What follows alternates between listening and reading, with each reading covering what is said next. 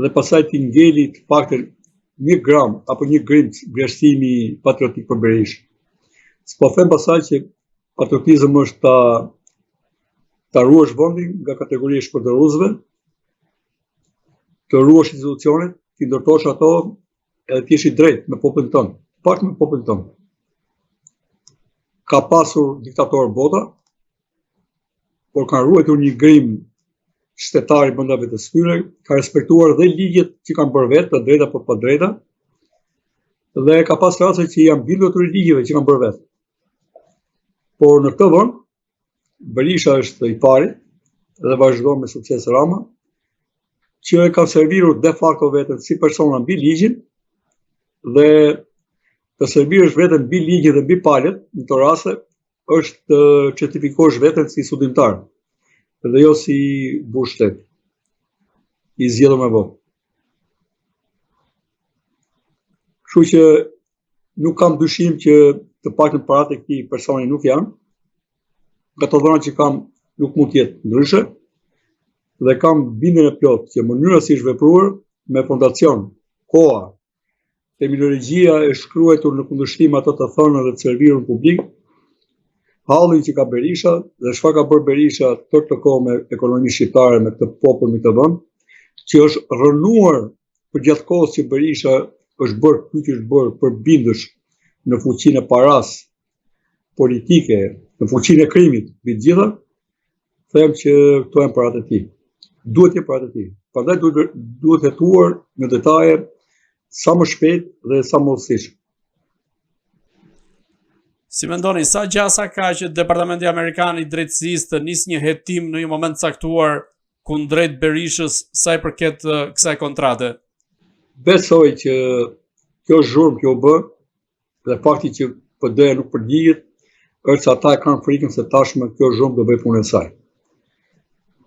Publikimet besoj kanë mbajtur atje, ambasadat dhe organizimet tjera mbajnë shënim, kanë për detyrë të raportojnë. Kjo shumë është e frikshme dhe po të ishin kaq trimët sa që ishin deklarimet elektorale, le ta shkruani dhe kontratë që kanë paguar këto para për të hequr non grata. Pra, të baltosësh një qeveri paraardhëse amerikane, pra qeverinë Biden, dhe kohësisht edhe se tenton të luaj me diskursin që ka Trumpi përkundër Bidenit, tenton të teferoj, veten ta njësoj me Trumpin dhe sa kundërshtarin e tij Ramën me Biden. Nuk mund ta pranoj, çdo shtetar serioz amerikan duhet revoltohet me këtë qasje. Pra, problemet e shtetit amerikan mund të kenë qenë lidhje me taksat, financimet, politikat e tyre në lidhje me aleatët apo jo, me problematika tjera lidhur me migracionin, e palishëm brenda Amerikës, por nuk besoj se ka lajtitur shteti amerikan në lidhje me këtë person.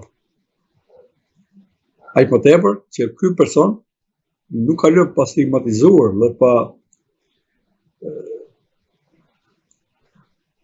financuar mbas edhe në rrjet, siç thuhet edhe nga vetë kontratat, janë disa shkrime që janë financuar por ky person, që nga këto para që do servireshin pasaj si argumente, pa denigruar dhe ambasadorët e emëruar nga vetë Trumpi, qeverinë e parë. Dhe kemi të paktën 2 ambasadorë që janë denigruar nga ky, si dhe ambasadorë tjerë të mëparshëm, po kemi Donald Blum edhe Yuri Kim, të denigruar sistematikisht vetëm e vetëm se ky qëndrimi institucional amerikan ka shqiti, ka qenë kritik edhe i papranueshëm për çfarë ai ka bërë dhe përfaqëson tani. Si mendoni kjo kontratë lobimi e nënshkruar në këtë kohë e favorizon Berishën në zgjedhjet e 11 majit apo ky është një autogol për vetë Berishën dhe Partinë Demokratike? Besoj çdo shqiptar që ka mend duhet ta kuptojë se të huajtë kanë kuptuar e ai bëri ato golit përfundimtar, bile për mua ndeshja është mbyllur. Por jemi në vendin e çuditërave, jemi akoma në kohën e çuditërave, për arsye se nuk kemi institucione të forta që të reagojnë kur duhet dhe si duhet. Por mua nuk ka më moral as Berisha dhe as pasuesit e tij, përfshirë dhe PD-n, që të vazhdoj më këtë fushat elektorale.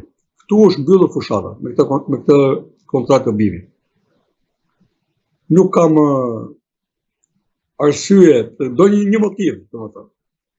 Edhe po e quaj që edhe krim po bënin që po hynin të fushatë, se si takon të hynin fare. Çfarë kanë bërë ti populli, nuk kanë asnjë lloj dete morale. Dete morale nuk mund ta gjejnë këta pse vjedh Rama. Ajo gjë tjetër.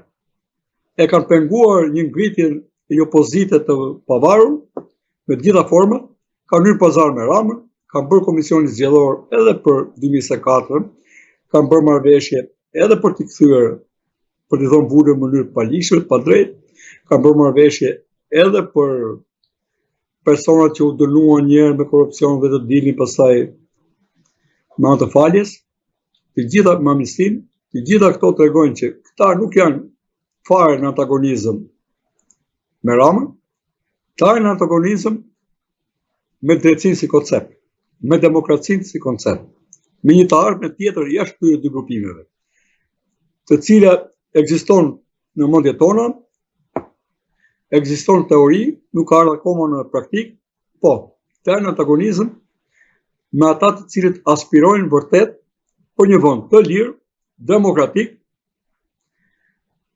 në një treg të lirë, se tregun e kanë marrë këto dy palë, ku qeveria ndrohet realisht me zgjedhje të lira të ndershme barabartë. Sipas pikës 3 të nenit 1 të Kushtetues Republikës Shqipërisë. Pikërisht domethënë, kjo kontradikt me të vërtetën universale, me të drejtën universale dhe jo me këtë që serviret Shqipëri, na ka bërë të drejtojmë në një kohë nonsensi, pasi po e kuptojmë si duhet bërë dhe akoma nuk po gjejmë rrugët dhe mendoj çdo gjë fle tek ata njerëz që nuk ndryshojnë. Zoti nuk e ndihmon një popull që nuk do të ndryshojë. Qasja jonë do të ndryshojë. Ai e tham, mielli grurit mielli misi nuk bën buk grurit. Nëse ne votojmë akoma duke pasur parasysh këto dy forca dhe nuk marrim iniciativa solidarizimi për nxjerr forca të reja, atëherë do të dëgjojmë e do të mbushim mendjen vetes me zor që po mund të jetë prap Berisha, të shkojmë prap zgjidhje tek Berisha. Është fukaralliku jon, shpirtëror. Edhe mendor që ne shohim zgjidhje vetëm tek Berisha dhe Rama. Dhe kemi ndarë veten në këto dy kampe, të cilat mund të jenë favor të protagonistëve të kampeve, po jo në favor të vendi. Dhe fakti që këta gallar janë trashur dhe kanë vajtur përtej imagjinatës në pasuri e në tjera, ndërsa vendi zhbëhet, tregon që pak në kjo që them unë është e drejtë e qëndron. Besoj që Berisha për mua e ka mbyllur fushatën, nuk e di tani si do të vjen dakord dy palët për ta vazhduar, nuk pëlqen që PS-ja rrinë heshtje. Pra PS-ja do të kishte buçitur, do të thoshte ta kishte përfituar nga kjo punë. Po si duket palët duan të merren vesh prapë me njëra tjetër.